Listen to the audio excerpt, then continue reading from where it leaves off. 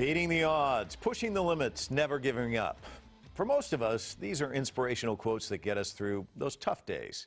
But for our next guest, they are a way of life. Diana Nyad began her swimming career as a teenager and holds world records in marathon swimming. In 2011, 33 years after her first attempt, she once again set out to make history. She wanted to become the first person to swim from Cuba to the United States without a shark cage.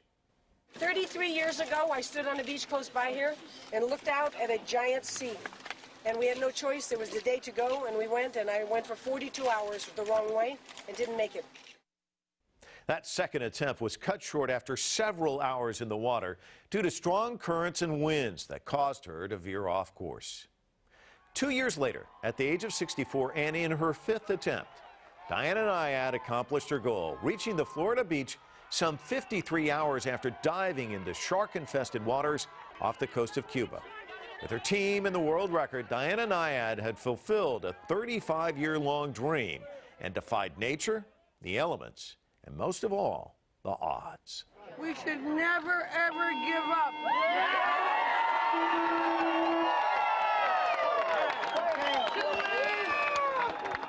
You're never too old to chase your dreams. But breaking records and shattering boundaries are nothing new to Diana Nyad. She's also an author, a journalist, a motivational speaker, and an inspiration to anyone who has seen her in the water. And she joins us now to talk about what it meant to defy the odds. Welcome to Full Frame. Mike, it's my pleasure. Thank you. One of the things that I think is great about you is I saw one of your speeches. You can watch anybody online nowadays. And you talk about looking out, gazing across that water for that fifth attempt, and what went through your mind. And it must be just really humbling to look at this wide expanse of water and think, you know, I'm going to conquer you. And yet it's this menace that's threatening you. I mean, you know what it's like. You've taken it on so many times before. Tell us what it's like to stand on that shore before you get in. And what goes through your mind? Well, first of all, I don't think any of the great endurance ultra athletes, the big Himalayan climbers, Everest, etc., ever use the word conquer. And I never, ever look out at the horizon of an ocean that big and that dangerous. It's a vast, epic wilderness, the Cuba stretch. It's the most dangerous and most difficult swim on the planet. It's our Mount Everest. But I never have an esprit that says, I'm going to conquer. You'd be in an absurd unreality if that's the way you look at it. You need to be very much at peace with what's out there. The box jellyfish are the most venomous poison of our oceans. The sharks clearly live underneath. They're dangerous. They're quick. They're aggressive. Just the distance alone is daunting. So it's never like, oh, look at little me at 135 pounds. I'm going to conquer it. No, conquer is never the word. You live and respect that Mother Nature on steroids out there. You're intelligent. You put a team of an expedition together that understands all the different elements and how best to possibly work with them. So conquering isn't the spirit of it at all. You know, I hate working out. I'll just be really honest with you. I get on the treadmill. It takes me about 5 minutes to start thinking, oh, my ankles are hurting, my knees are hurting, This stinks, I can't stand it. Yeah. So I'm thinking... You don't get the high? You haven't had the high of feeling in shape? You get some of the high, but I kind of think, when do you start thinking, I'm out of my mind, this stinks? Does it happen like 20 minutes into it? Is it 20 hours into it? Is it... No, you know what? You have to accept the solitude of it. I mean, there's no other sport. I have such respect for all other sports, but especially in the endurance world, the ultras. At least when you climb, cycle, run, you know, you have eyes and you're seeing Mother Nature, and you have ears, you can chat with a friend, but not this. You are in this sensory deprivation overload. You're turning your head 52 times a minute. You don't see a thing, you don't hear a thing, so you are in your own thought. You're bored on a treadmill after 5 minutes. Mike, I want to take you out to the ocean because you're going to die. I know. I'm dying thinking about what you went through. So you have to have this will that says to yourself, I don't care if I'm bored, if I'm, you know, just at fed up with the thing because I was going for years. I thought this was going to be 2010. Oh, what a way to devote my life to 1 year of a noble quest. Well, it didn't make it. And then there's 2011, then there's 2012, finally 2013. But every one of those long 15-hour, 18-hour training swims is about, yeah, I'm going to have to wrap my mind around counting, singing, thinking about Stephen Hawking and the meaning of the universe. And I can't complain, because if you start in, it's like Pandora's box. I am fed up with this thing. You gotta want to do it, and you gotta make it through until you finally see the palm trees on that other shore. It was a vision I had for 35 years, and when I finally saw it, you know, it's I have to tell you, I cried like a baby. You talk about this, that you see the lights, and you think it's the sun coming out. Yeah, and yeah. Take us there. What was that like? On this last attempt, the 5th attempt, it was the second night, and I was kind of hanging on by a thread. I was just didn't know what I was doing. I forgot we were doing the Cuba swim. The kayakers who are next to me with the shark devices under their boats are yelling at me, Diana, wake up, because I'm just literally floundering around. And Bonnie, my head trainer, head handler, who's sort of in charge of my life and my will in case it's sunk a little bit and she wants to wake it up. She calls me close to the boat. You can never touch the boat. You can't get out. But she calls me over close because she sees me shivering and she sees that I'm floundering around, and she says, "Well, come here. Look over at the horizon over there." I look over and there's this white thin filament along the edge, you know, down by the ocean's edge. And I said, "Oh my God, the sun's coming up. I'm so happy. I'm going to get warm again. I can take all this jellyfish gear off that was difficult to swim in." And she said, "It's better than the sun." Usually I wouldn't say that. There's nothing better than the sun.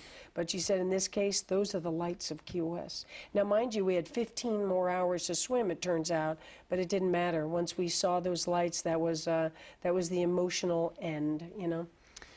In the water for that many hours, and then you've got to find the strength in your legs to actually walk out on the shore.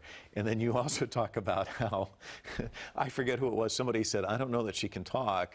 And you're like, was it your doctor said, "You better let her talk"? Yeah, you know? yeah. No, it was Bonnie. Yeah. Bonnie. Well, I heard them as the mask I wore for the jellyfish this time.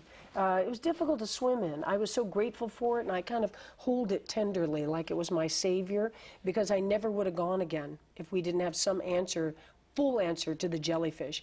But it was difficult to swim in. It has a retainer on the inside, so you're chomping down on this thing and forcing it open to breathe, but closing every time your mouth comes back down so that the tentacles don't get up in there. There's a woman in Australia who was stung. She swallowed a box jellyfish, Oh, geez. was stung on the inside of the esophagus and died instantly. So they're rough. You'd rather see a shark than one of these little tiny box jellyfish.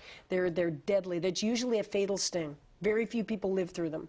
More people have died from the box jellyfish than from shark attacks in the history of mankind. So you wouldn't wish it on your worst enemy, Mike. It's like a science fiction, burning in hot oil. Your spinal cord feels paralyzed. You can't catch your breath. And I lived through it. And I swam for 24 hours and was stung again the next night. But once we came back, we said, "Give me a full-on suit of armor." You're not allowed neoprene because in this sport that's a flotation device, but you can wear a tight skin type suit and latex surgeon's gloves. And so I had this silicone mask, but I was vomiting a lot inside the mask at night because the waves were tremendous that second night. And so finally when Bonnie said, "You're going to take off all that jellyfish gear, and that isn't the sun, those are the lights of Key West." You know, 15 hours sounds like a lot, but for me, it wasn't after all the training I did, and those were a sweet 15 hours. All I did was think about the whole quest and about life and about my life and about these people who were with me. It was glorious, frankly, it was. Let me ask you about Diana Nyad, the person, because you didn't set out to be a marathon swimmer. I mean, that wasn't your goal as a young kid, and probably not also a journalist, a commentator, all the things that you've done. So what is it inside you that's, you know, been able to veer in this direction, that direction, and to become what you've become? Because even the other thing is, at age 60, I mean, how many people are thinking, geez, I'm going to go do something unbelievable? A lot of people at age 60 is like, how much longer before I can retire? You know, I'll tell you the one thing I've always felt, and it doesn't matter whether you become a swimmer or a journalist or an ice skater or a writer. I've always felt that life is going by like lightning. Even when I was a kid, when I was 10, I was so worried that I wasn't going to do enough at 10 before I got to be 11. Most kids are like, they can't even think of what the next birthday is going to be. So I think that I felt this pressure, this passing of time that as you get older seems to speed up exponentially. Like I just turned 65 and I notice people are always saying, I can't believe it's already the first anniversary of your swim. Look at your son, I just saw him yesterday and he was this high now. Well, I can believe it. I've just always been afraid of letting life slip by while sitting on the couch. So I don't win at everything I try. I'm not successful at everything I do. I can't even do all the things I'd like to do, help all the people I'd like to help. All I know is I don't let it slip by. I live at large, Help all the people I could help. You have helped a lot of people by being very honest about your own sexual abuse. How difficult was it for you to come out and talk about that? And what about that feeling that, it's something, I talked to Sugar Ray Leonard about this too, because he also went through this.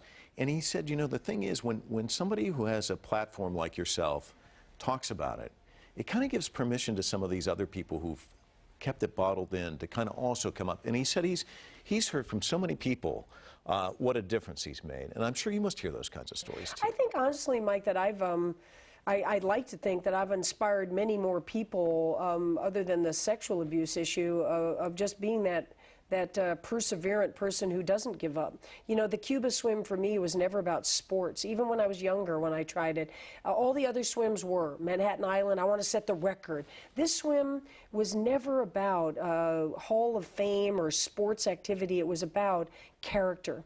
I wanted to choose something that was reaching for the stars, that was so close to impossible that it might have been impossible. Certainly the whole rest of the world stamped it impossible after I didn't make it the fourth time. Many great swimmers have tried it since 1950. So I think that those words on the beach that I've now seen on videotape, never give up and you can do anything at your age and none of us work alone, we're all in a team. Those are precepts that I live out loud. I live them, every day, no matter what I do. And I think that's what's inspired people more than being a person who's, willing to speak up about, everything that's happened in my childhood. How many people have gone through sexual abuse, as you say, as we say, millions. It's kind of the way of life, So I don't think it's such a brave thing to speak out about it, but I'm certainly not going to be a person who's made to be quiet about it. I met a woman who was in the Holocaust, and crazy. I spoke somewhere, and she was at the speech, and we went out to dinner with a whole bunch of people. It was so loud and noisy. I could only hear her because she was next to me. You couldn't talk to the other people. She reached like this across the table to get her water glass, and I saw the numbers in her wrist. And I said, "You're a survivor of the Holocaust." And she said, "I am." And I said, "I know this sounds insane at this noisy restaurant, but you and I are just together anyway. Do you feel like talking about it?" She's 3 years old. The Gestapos came to get her. The roundup was happening in Poland. Her father said, "They ever come to our house, they can just shoot me. I'm not leaving." They came, they shot him, he wouldn't leave. She saw this whole thing. She remembers at 3 because it was so traumatic. She and her sister, who was 6, and the mother left. They were on a train. They got to Dachau. They got off the train, the mother's holding each in a hand. As they got to the bottom of the stairs on the platform, the mother and the sister, the 6-year-old, were taken that way, and this little girl never saw them again. Oh. She's taken this way, and that day, she was forced into becoming the SS officer's little concubine. So for the 2.5 years before the Allies rescued them, she lived at this tall. You could weep to hear this story, as doing oral sex and anal sex and intercourse with these grown men, and she lived through it. And when she got out, she's telling me this in this noisy restaurant, I don't hear a fork drop after she starts. And I start crying because I told the story of my little sexual abuse story that night on stage, and she said, Don't ever do that. Everybody on this planet has pain, has disappointment, and we have to find a way. Amy Purdy uses that phrase.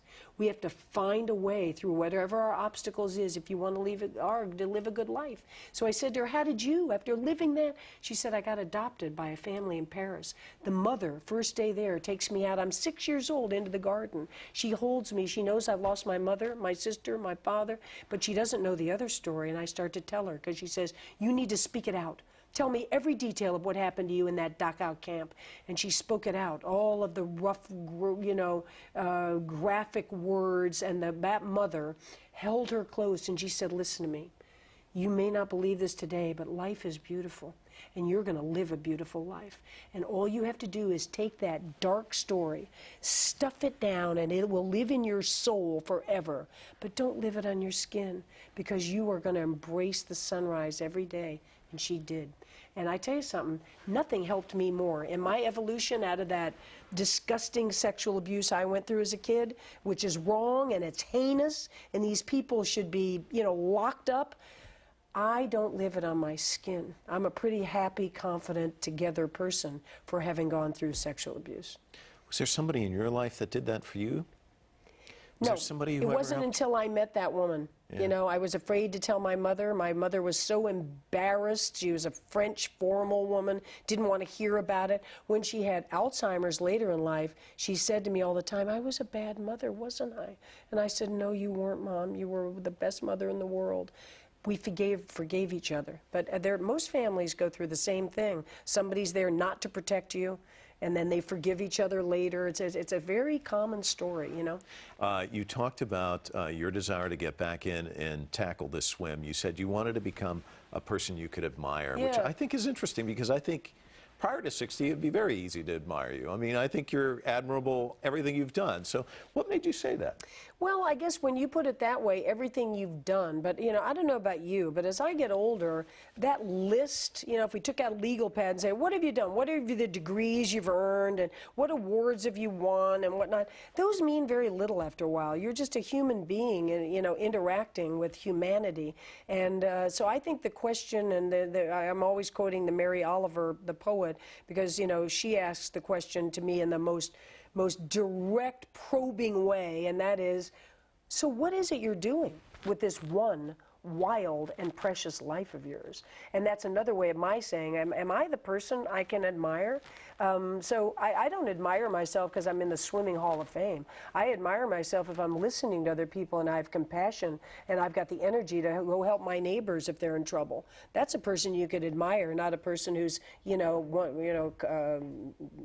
has a master's degree, So, I was asking myself those questions when I turned 60, and I thought, I know something that's out there, a long-standing dream, as I said, that's not going to make me, qualify in any athletic way better than I've already qualified back in my 20s, but it's going to make me be a person I can admire, because I'm going to have to be tough as nails and innovative and surround myself with geniuses to make this swim. The only thing we haven't talked about is walking, which is coming up, Pacific to the Atlantic. Tell us about that. Bonnie, whom people kind of know now as my head handler and this rock, of the team. Bonnie Stoll and I, the summer of 2016, going to take us 4 months. We're going to walk from the Pacific, LA, to Washington, D.C. And when we get there, Mike, first of all, we're going to get 1 million people to do it with us. Wow. Are you in? I don't know that I can take 4 months off, but... No, you just have to walk one day. I'll walk with People you are going in to walk DC. different. Yeah. Amy Purdy's going to walk part of it. When we arrive, I knew you'd be there. When we get to Washington, D.C., we're going to say we are sick of being obese America.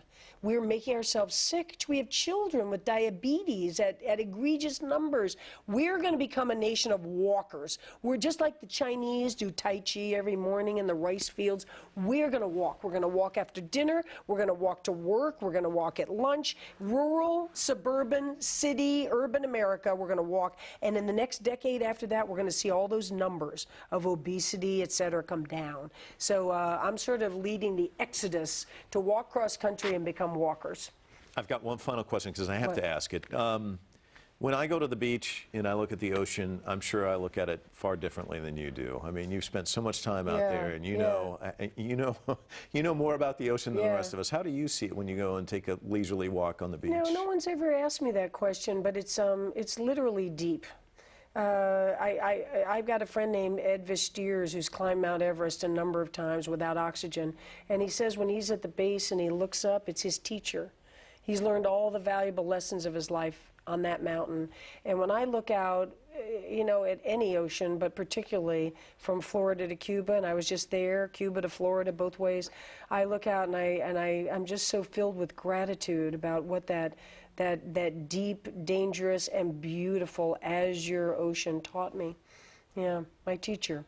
Your teacher. Yeah. Fantastic. Yeah. Well, you've just been wonderful. Thanks.